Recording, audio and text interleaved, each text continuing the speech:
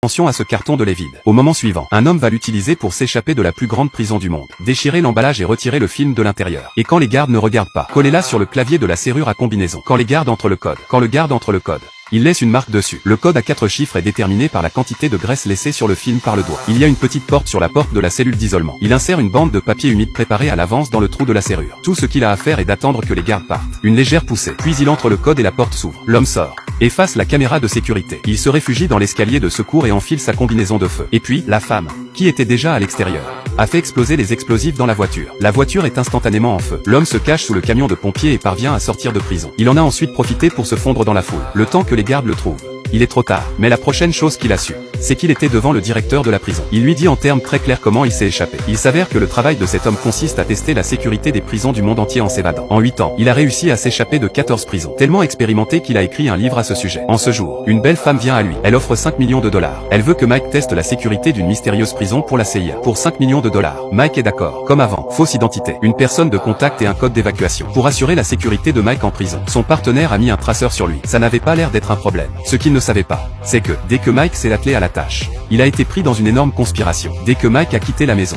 il a été embarqué dans une voiture par un groupe d'hommes. Ils avaient un détecteur de métaux qui a scanné tout son corps. Ils lui ont ouvert le bras pour retirer le détecteur. Puis une dose d'anesthésie a été administrée. Mike était inconscient. Mike se réveille dans une cellule suspendue transparente. Et comment sort-il ?